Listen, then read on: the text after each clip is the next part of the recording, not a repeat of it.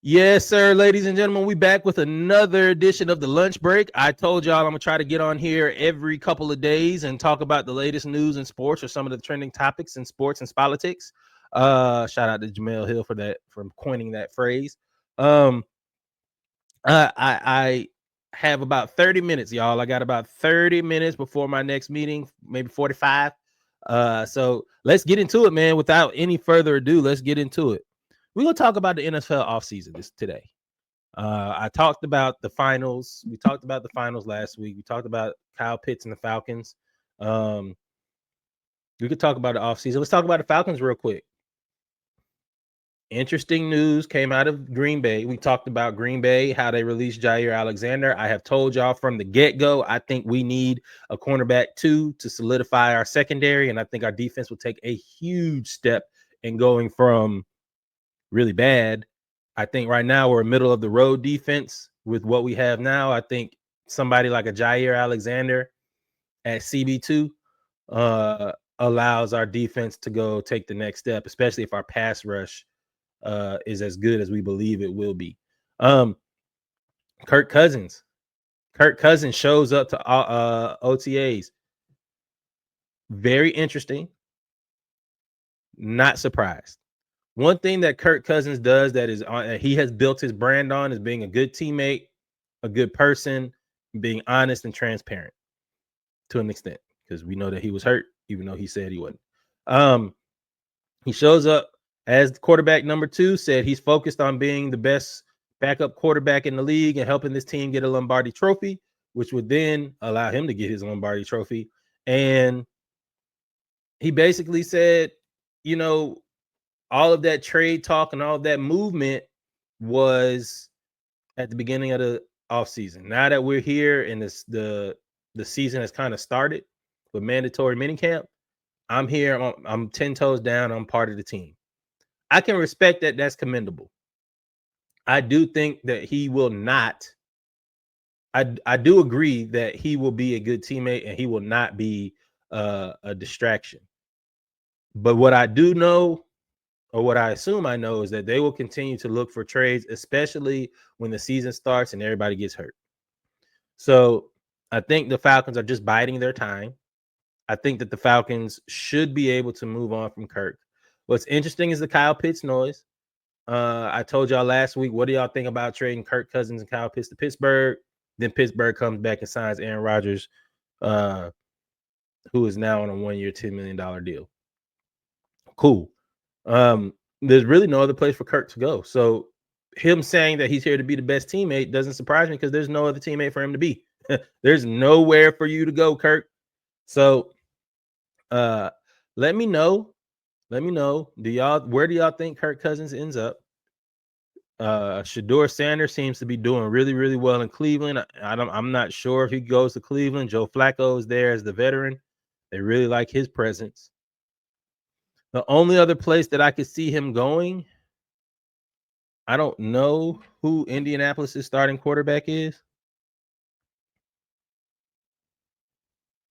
And let's look it up. Indianapolis Colts. Oh, they got Daniel Jones. Ooh, they got a bunch of mid. They got Daniel Jones, and then they have Anthony Richardson. So I don't know if Kirk Cousins can really go anywhere else. So I expect for you to say that this is, the place where you want to be, and you are trying to be a great teammate. There's nowhere else for you to go. But things will play out during the season. People get hurt, all of the things. And it's interesting how we all hated the Michael Penix Jr. pick because we thought Kirk Cousins was going to be the guy for 2 to 3 years. And now it seems that Michael Penix Jr. in that pick was genius by Terry Fontenot. So we'll keep up with the Falcons offseason. There's a lot of position battles going on. We got to figure out who's going to be in the linebacker core. Jalen Walker seems to be playing really, really well. They're really high on him. A lot of really interesting injuries. Caleb McGarry didn't play, or he hasn't been on the field, and nobody knows why. It's just the injury that they're monitoring, or not disclosing, and they're monitoring. Kyle Pitts, of course, if somebody's on the trading block and they have an injury history, you put him in bubble wrap. So I don't expect him to play often at all this in mini camp. And then, of course, there's other players as well. James Pierce Jr. has been working on the side, so he should be out on the field shortly. And of course, when I say out on the field, I mean during the media viewing. We don't know what goes on inside, unless they tell us what goes on inside in the non-media practices. So it's early in the offseason. We're now getting in full swing. Cardero Hodge hasn't been on the field. He's been nursing some injuries and rehabbing. And it seems like to me, the theme of the offseason so far is we're not pushing anybody to be out there if they're not 100% or they're at risk of being hurt. So we'll monitor kind of the offseason. I'll monitor the Falcons as well. I'm gonna keep up with the Falcons, Hawks, and Braves. Lord, the Braves. But I am interested in what we do with Jaire Alexander. I would love for him. I think he's on the radar for about 8 teams. He's a 27-year-old cornerback. The Packers released him because of cap purposes. They decided to take on interesting news about Jaire Alexander, I guess, as we transfer over to the Packers.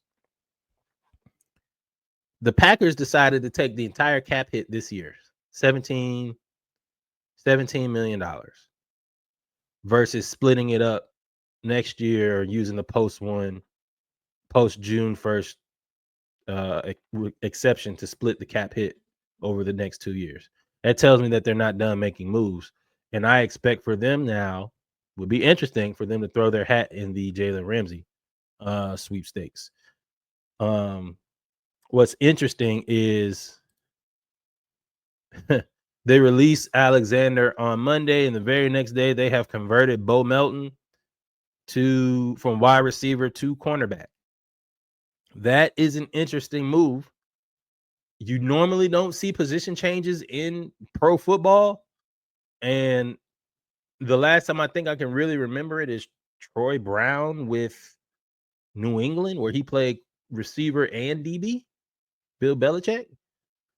But I don't remember a player going from offense to defense in the pros that's not a rookie. That's going to be an interesting place and an interesting story to watch. I will tell you, these optics do not look good. You released Jaire to save $17 million, and you're converting a wide receiver to a cornerback. That could backfire. And if it does, you don't look the smartest.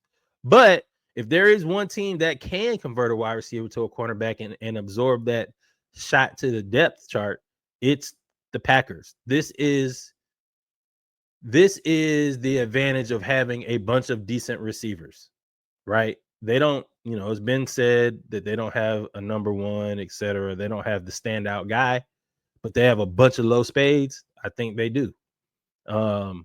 So how do y'all feel about this? How do y'all feel about converting a wide receiver to cornerback after releasing your best cornerback on your roster? Interesting to say the least. But hey, Falcons, kick the tires on Jaire Alexander. Falcons, kick the tires on Asante Samuel Jr. I truly believe we are one cornerback away from being a top 10, 12 defense, top 10 defense. You got the Eagles. You would assume that Kansas City's going to be right back there. And all of these other Detroit's defense should be decent. Houston, Minnesota. I think that we could rival some of those defenses if we were to solidify a cornerback position. Y'all let me know in the comments. Would y'all take Jaire Alexander or Asante Samuel Jr.? Let's move on. So off season is always going to be about contract extensions. Do you want to pay this player? People coming off their rookie contracts, et cetera, et cetera, et cetera.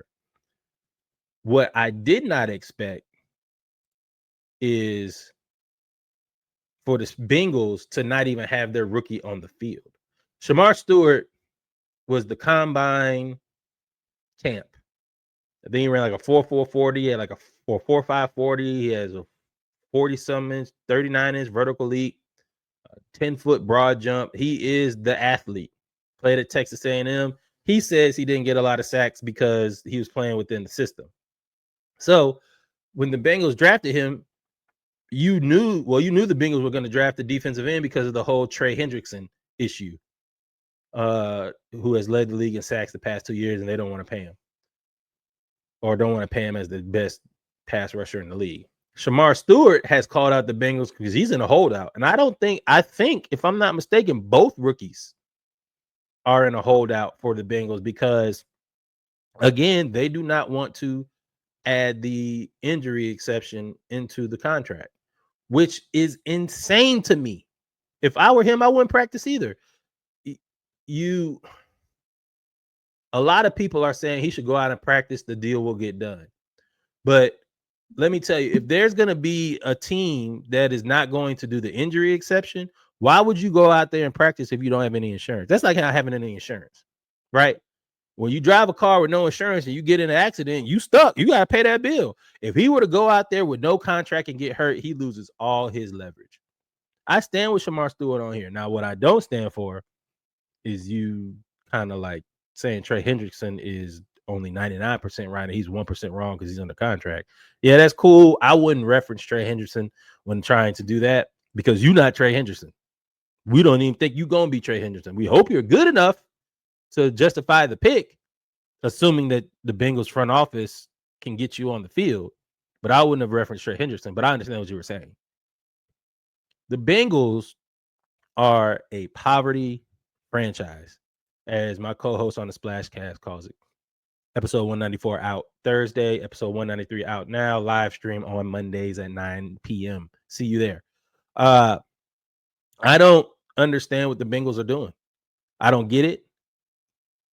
If anything, if all he's asking for is, from what I've read, he's not asking for more money. He's not, because I think the rookie scale is concrete. You can't really negotiate a whole lot of money.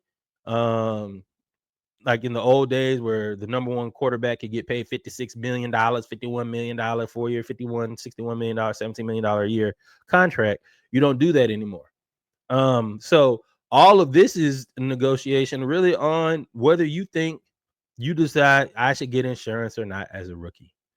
And for that, Cincinnati, you are trash for that.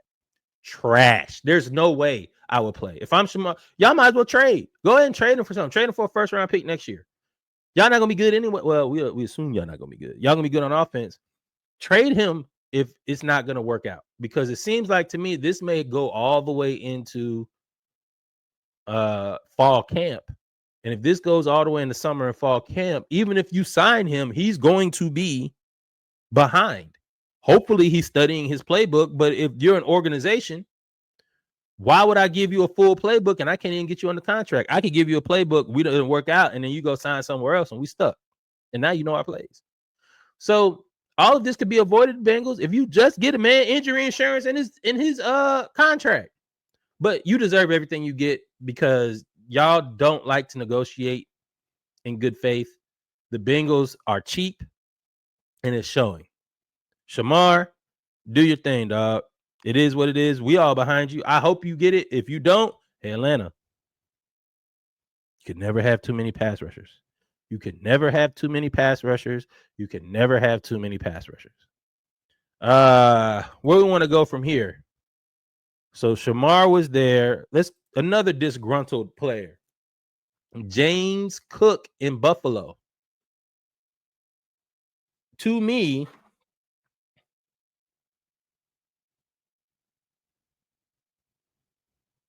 all right, my bad. To me, you have less leverage in this discussion, James. And I think you are worth it. But he wants, from what I understand, James Cook wants to be paid as a top 3 running back. And I don't know if you're a top 3 running back. I do understand your value to Buffalo because you can catch the ball out the backfield. You're basically a bigger version, not as fast, but a bigger version of Jahmyr Gibbs. You have good acceleration. UGA guy, I know about you. You have good acceleration. You have good speed. You could catch the ball out the backfield. You seem to be pretty good at pass blocking. And now you're being even better at running in between the tackles. You kind of are a cog in the machine that is Buffalo. But let me tell you, Buffalo has a trump card, and his name is Josh Allen. If you don't decide to sign and you're not there, all they're going to do is just call more quarterback sneaks, even though they signed him to that $300 and whatever $1 million contract extension. If I'm Buffalo, I don't pay you as a top 3 running back. If I'm Buffalo, I pay you as a top 10 running back, whatever that salary is. I don't think James Cook is better than Derrick Henry, who won the rushing title. I don't think he's better than Saquon won the rushing title. Saquon.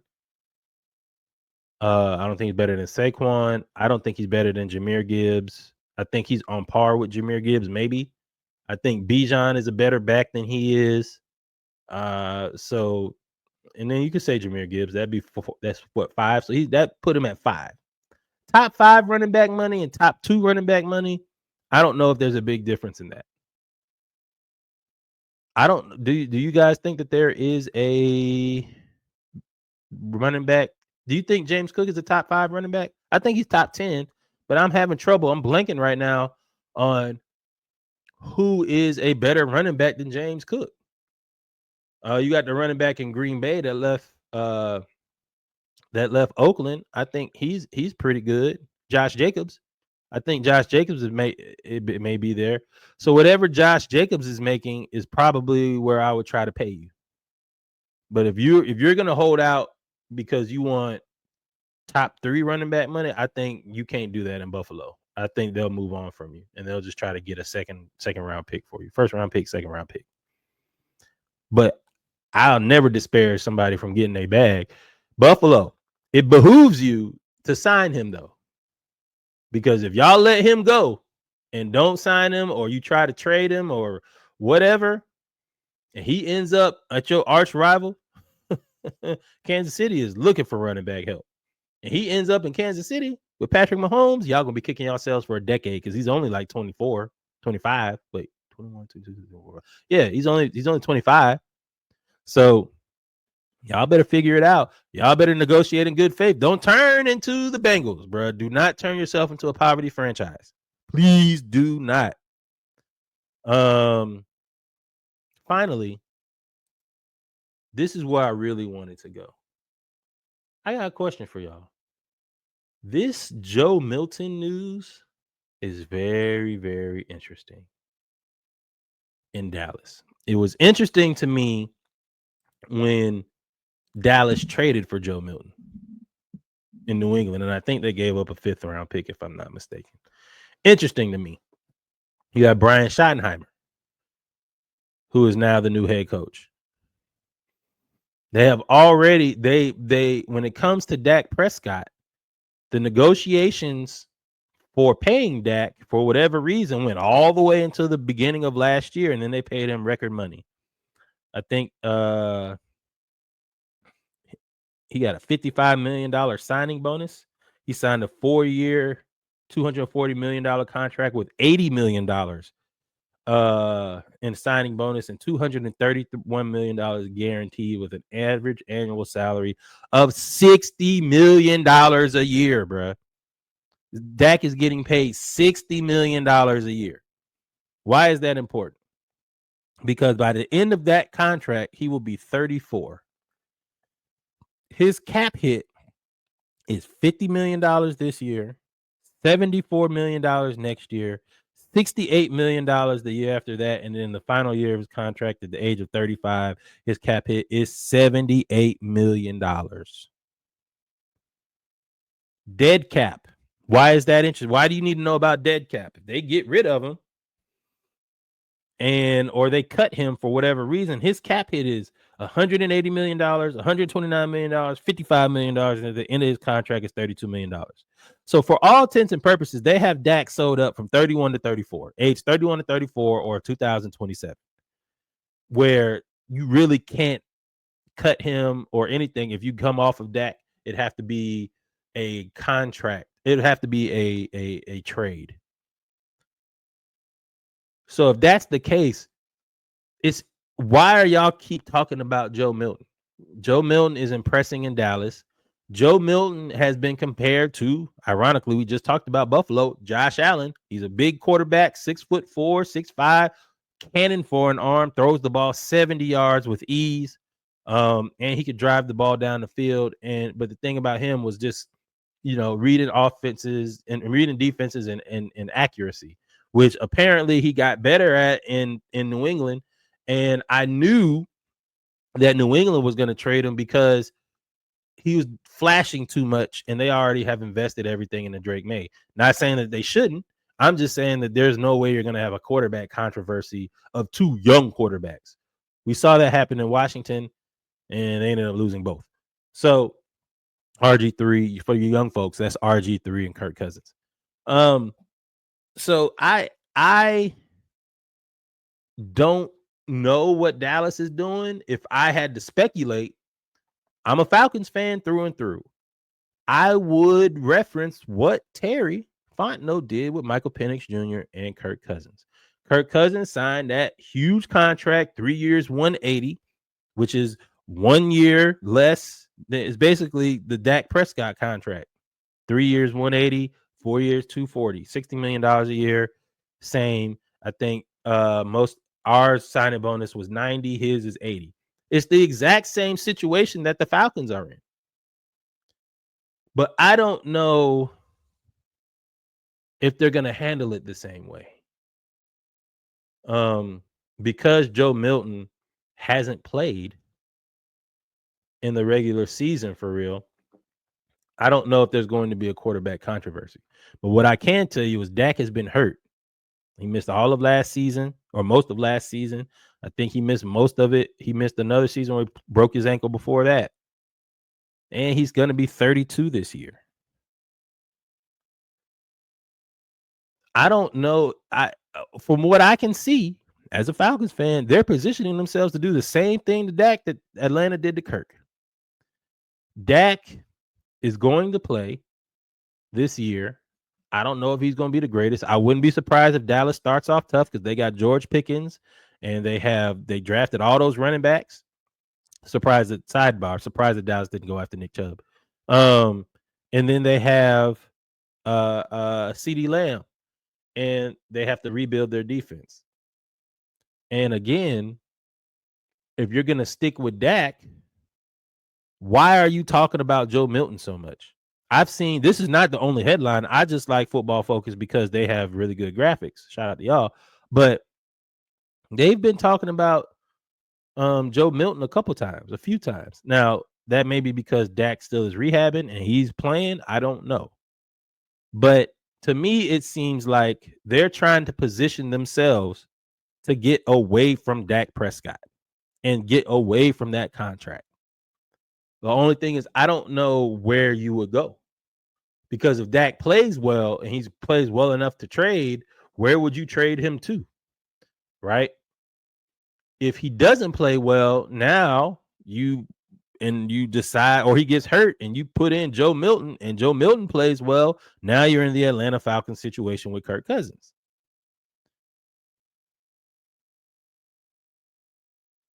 In my opinion, I would try to trade Dak to Cleveland. But Cleveland has that nasty man contract on there. But I think they're positioning themselves to get off of that contract as well. I don't know many teams that need a quarterback except for maybe next year you can get rid of Aaron Rodgers because I think he signed a 1-year deal in Pittsburgh and we don't expect him to be good. Maybe you could trade Dak to Pittsburgh for something or someone, some picks maybe. But I can't imagine a team trading for Dak that is not competing. Pittsburgh would have to be competing. Dak Prescott's contract is so bloated in terms of money and dead cap space that you would have to almost negotiate that we'll pay some of the money for you to take him. But I do think that where there's smoke, there is fire. And I do think that Dallas is positioning themselves to transfer everything over to Joe Milton. I don't think that they were impressed with Cooper Rush. Cooper Rush has physical limitations that Joe Milton just does not have. And I think that Joe Milton being in this offense for 1 year lends to next season being an interesting offseason for Dallas, especially if Dak gets hurt or doesn't play well. Some decisions will need to be made. Y'all let me know in the comments if you think Joe Milton is the future of the Dallas Cowboys, and when do you think the future will get here? Appreciate y'all for tuning in. Hey man, I gotta go prepare. I told y'all it's the lunch break. Real quick. I just wanted to talk about the offseason. There's some interesting things going on. I think Dallas may move on from Dak. Falcons sign Jaire Alexander. We don't worry about what Green Bay doing. They playing wide receivers at cornerback. We ain't even worry about it no more. Sign Jaire. James Cook, bro. I understand, bro. You're a really good running back, but Buffalo may not value you as much as you think you're valued. I don't know where you end up. Dallas would be another one for them to look at. Never know. And then of course, Cincinnati, poverty. Cincinnati, y'all are a poverty franchise. I don't understand. We appreciate y'all for tuning in. I appreciate y'all for tuning in. Again, like, follow, subscribe, Dive Team Media Network. Go follow that on TikTok, Instagram, all of the things as well. Go follow the Splashcast episode out every Thursday. NBA Finals Game 3 tonight. It should be fun. Again, y'all like, follow, subscribe, Dive Team Media Network. Peace. Love y'all. Be out of here.